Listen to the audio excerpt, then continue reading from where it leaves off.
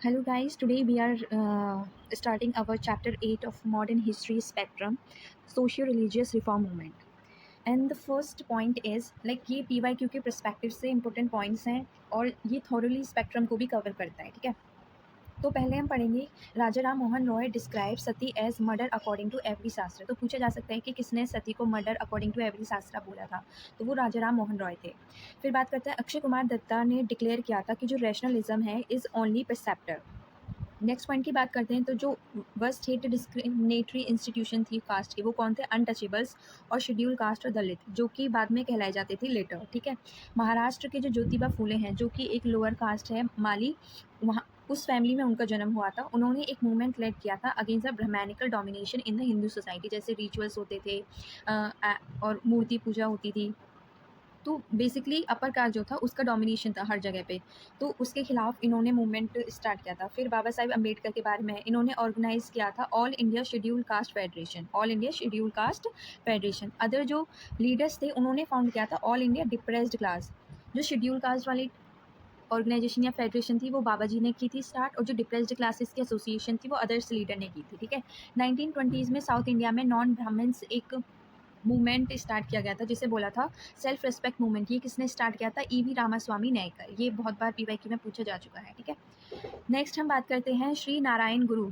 वो कहाँ के थे? केरला के। इन्होंने एक life long struggle against upper caste domination के खिलाफ स्टार्ट किया था। इन्होंने ही स्लोगन दिया था किस चीज़ का? One religion, one caste, one god for Mankind. इनके डिसिप्लिन का नाम क्या था? विच हिज डिसिप्लिन साधारण अयप्पन ने चेंज कर दिया था और बोला था no religion, no caste, no god for mankind, ठीक है। तो one religion, one caste, one god for mankind Narayana Guru ji ने दिया था, और no religion, no caste, no god for mankind उनके जो डिसिप्लिन थे ये साधारण अयप्पन उन्होंने दिया था, ठीक है। नेक्स्ट हम बात करते हैं अम्बेडकर जी ने एक महाद सत्याग्रह 1927 में स्टार्ट किया था, किसको चैलेंज करने के लिए? जो regressive custom of the Hindu caste थे उनके ऊपर में, ठीक है। ये किसने उन्होंने लीड किया था? Procession of some 2500 untouchables through the town of Mahad to the Chavdar tank a public source of water from which untouchables were not allowed to draw water. तो ये इन्होंने महाद से जाके छावदर जो टैंक है वहाँ पे जाके ये इस तरीके से चैलेंज किया था हिंदू कस्टम्स को, कि टैंक से जाकर उन्होंने पानी को ड्रॉ करके मतलब पानी पिया था बेसिकली। तब जो अनटचेबल्स या दलित होते थे, यहाँ पे शुद्ध अशुद्ध वाला कॉन्सेप्ट आ जाता है कि अगर वो पानी को टच करेंगे तो जो पानी है वो अशुद्ध हो जाएगा, तो इसलिए उन्होंने इसको अपोज करने के लिए ये स्टार्ट किया था Mahad Satyagraha. Ambedkar took water from tank and drank it, ठीक है। लेटर दिसंबर 1927 में अम्बेडकर और जो उनके कलीग थे उन्होंने मनुस्मृति को जला दिया था at the same place as a gesture of getting rid of inequalities, ठीक है। महासत्याग्रह 1927 अम्बेडकर जी ने स्टार्ट किया था। यहाँ पे पानी पी के उन्होंने इस सत्याग्रह को किया था। नेक्स्ट अम्बेडकर जी ने इस्टेब्लिश किया था बहिष्कृत हितकर्णी सभा 1924 में, इन्होंने जिसमें हाईलाइट किया था difficulties and grievances of the Dalit before the government. इनका मोटो क्या था? Educate and organise. यहाँ पे कुछ लेजिस्लेटिव मेजर्स हैं जो वीमेंस के लिए लिए गए थे। पहले था बंगाल रेगुलेशन 1829। यहाँ पे जो सती था उसे बैन कर दिया गया था। विलियम बेंटिक जो थे उन्होंने इसे अबॉलिश किया था, और किसके एफर्ट्स लगे थे यहाँ पे? राजा राम मोहन रॉय। फिर बंगाल रेगुलेशन 1795-1804 डिक्लेयरिंग इन्फेंटिसाइड को इलीगल कर दिया गया था। यहाँ पे फिर हिंदू विडो रीमैरिज एक्ट 1856 में, यहाँ पे ईश्वर चंद्र विद्यासागर जी का कंट्रीब्यूशन था विडो रीमैरिज एक्ट के लिए। फिर एज ऑफ कंसेंट एक्ट 1891, ये महलबारी जो थे उनके कंट्रीब्यूशन के थ्रू आया था एक्ट। फिर एक शारदा एक्ट है 1930 में। फिर स्पेशल मैरिज एक्ट 1954 में, Hindu marriage act 1955, Hindu succession act 1956, Hindu adoption and maintenance act, फिर मैटरनिटी बेनिफिट एक्ट। तो ये ज़्यादा इंपॉर्टेंट नहीं है, ये कुछ हैं जो इस चैप्टर में इंपॉर्टेंट है, ठीक है।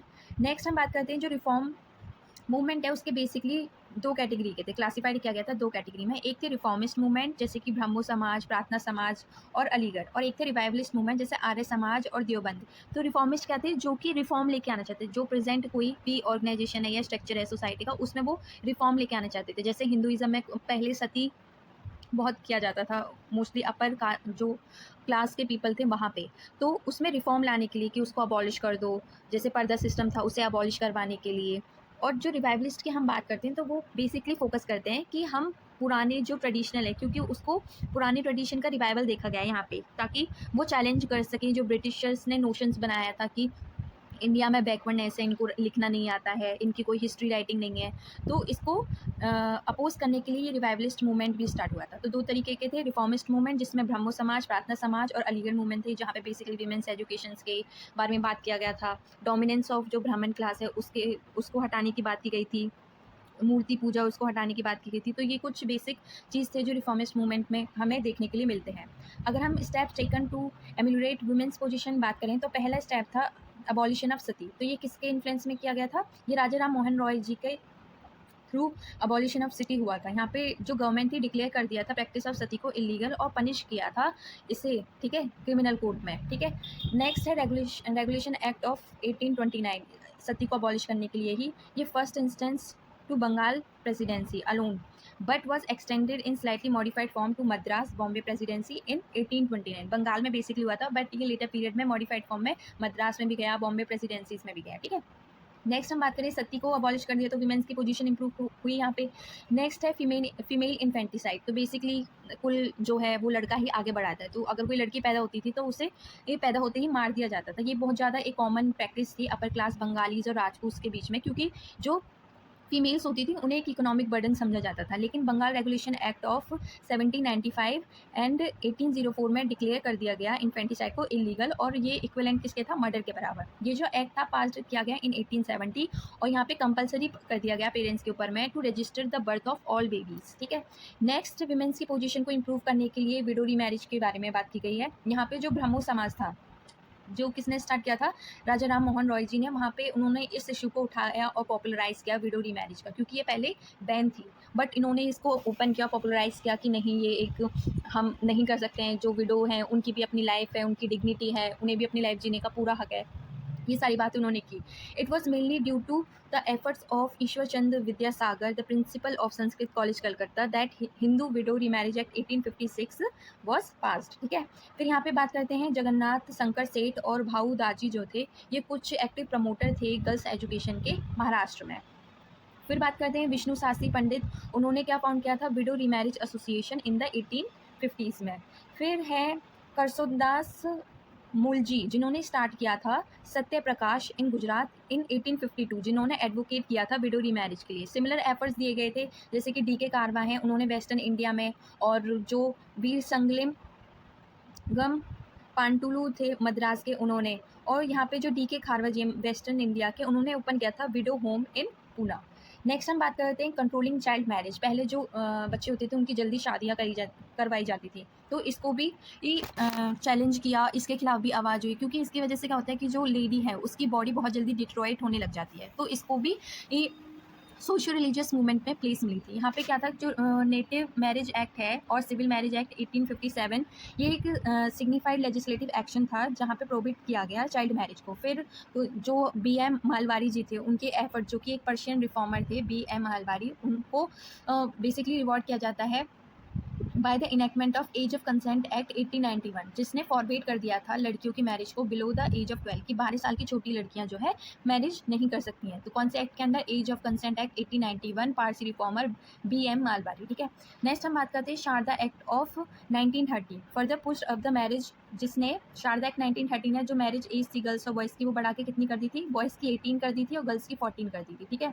In India child marriage restraint amendment act 1978 जो है, child marriage restraint amendment act 1978, age of marriage कर दी थी 15 एंड 15 to 18, गर्ल्स की 18 हो गई थी और बॉयज़ की 21 हो गई थी, ठीक है। नेक्स्ट हम बात करते हैं, फिर विमेंस की पोजीशन को इम्प्रूव करने के लिए उन्हें एजुकेट करना पड़ेगा, ठीक है। इसीलिए एजुकेशन से रिलेटेड विमेंस के लिए बहुत सारे एक्शन लिए गए थे, जो सोशल रिफॉर्मर्स थे उन्होंने लिए। जैसे कि जो क्रिश्चियन मिशनरी है, missionaries were the first to set up Calcutta female juvenile society in 1819। Next हम बात करते हैं जो मिथुन स्कूल थे, उसको किसने फाउंड किया था? J.E.D. मिथुन, और जो कि प्रेसिडेंट थे किसके? Council of education in Calcutta 1849 में। ये was the first fruit of powerful movement for women's education. Next हम बात करते हैं ईश्वर चंद्र विद्यासागर, ये भी एसोसिएट किए जाते हैं कि इन्होंने 35 गर्ल्स स्कूल बंगाल में ओपन किए थे और ये विमेंस एजुकेशन को बहुत बढ़ावा देते थे। नेक्स्ट है जो Charles wooden Charles Wood's dispatch on education 1854 में हुआ था, उसने भी ग्रेट एम्फेसाइज किया था फीमेल एजुकेशन के ऊपर में। फिर हम बात करते हैं इंडियन विमेंस यूनिवर्सिटी किसने सेटअप की थी, टी.के. कार्वे इन 1960 में। इसी साल में जो लेडी हार्डिंग मेडिकल कॉलेज था वो भी ओपन किया गया था दिल्ली में। तो इंडियन विमेंस यूनिवर्सिटी किसने सेटअप की थी 1960 में, डी.के. कार्वे, और जो लेडी हार्डिंग मेडिकल कॉलेज था वो भी 16 में दिल्ली में ओपन किया गया। नेक्स्ट है सरोजनी नायडू जो थी वो फर्स्ट प्रेसिडेंट बनी थी इंडिया की, first Indian women to be president of Indian National Congress, जो कि बाद में गवर्नर बनी थी यूनाइटेड प्रोविंस की 1947 से लेके 49 तक। ठीक है, नेक्स्ट हम बात करते हैं विमेंस ऑर्गेनाइजेशंस के बारे में। तो 1910 में सरला देवी चौधरानी जो थी उन्होंने फर्स्ट मीटिंग ऑफ भारत स्त्री मंडला इन इलाहाबाद में स्टार्ट की थी, कन्वेंट की थी। ये माना जाता है कि फर्स्ट मेजर विमेंस ऑर्गेनाइजेशन थी जो कि विमेंस के थ्रू सेटअप की गई थी, और इसका ऑब्जेक्टिव क्या था, promotion of education for women's, abolition of purdah system and improvement of socio economic and political status of women all over the India. ठीक है, नेक्स्ट हम बात करते हैं सरला देवी चौधरानी, उन्हीं के बारे में। उनका मानना था कि जो man working for women's upliftment lived in under the shade of Manu. Next हम रामाबाई रनादे के बारे में बात करते हैं, जिन्होंने फाउंड की थी लेडीज़ सोशल कॉन्फ्रेंस और भारत महिला परिषद। किसने, रामाबाई रनादे ने, अंडर द पेरेंट ऑर्गेनाइजेशन। और पेरेंट ऑर्गेनाइजेशन कौन सी थी, नेशनल सोशल कॉन्फ्रेंस इन 1904 इन बॉम्बे। ठीक है, सरला देवी चौधरानी ने भारत स्त्री मंडल कहाँ पे, इलाहाबाद में कन्वेंट किया था। फर्स्ट ऐसा मेजर विमेंस एसोसिएशन था, ऑर्गेनाइजेशन था जो विमेन ने ही स्टार्ट किया था, एजुकेशन पर द सिस्टम को हटाने के लिए, सोशियो इकोनॉमिक पॉलिटिकल कंडीशन को अच्छा करने के लिए विमेंस की। फिर रामाबाई रनादे जो उन्होंने लेडीज सोशल कॉन्फ्रेंस और भारत महिला परिषद स्टार्ट किया था, कौन सी, पेरेंट ऑर्गेनाइजेशन के अंडर में, नेशनल सोशल कॉन्फ्रेंस 1904 इन बॉम्बे। ठीक है, फिर जो पंडिता रामाबाई सरस्वती जी, ये रनादे नहीं है, पंडिता रामाबाई सरस्वती जी हैं, इन्होंने स्टार्ट किया था आर्य महिला समाज विमेंस के लिए। ठीक है, नेक्स्ट हम 1925 की बात करते हैं, national council of women in India, a national branch of the international council of women. किसने फॉर्म हुई थी, कब, 1925 में।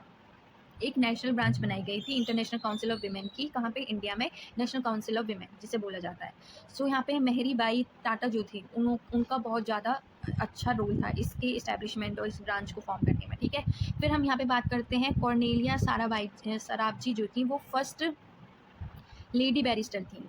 कौन, first lady barrister Cornelia Sarabhai. ठीक है, ऑल इंडिया विमेन कॉन्फ्रेंस ये किसने फाउंड की थी, जो मार्गरेट कजिन्स थे 1927 में उन्होंने किया था, और ये फर्स्ट ऐसी विमेन ऑर्गेनाइजेशन है with the egalitarian approach. Its first conference कहाँ पे हुई थी, फर्गूसन कॉलेज जो पुणे में है वहाँ पे हुआ था, और इसके फाउंडिंग मेंबर कौन कौन है, महारानी छिमनाबाई गायकवाड़ और रानी साहिबा ऑफ सांगली, सरोजनी नायडू, कमला देवी चट्टोपाध्याय और Lady Dorab Tata. So that's it for today. In next video we will discuss chapter 9 of Spectrum.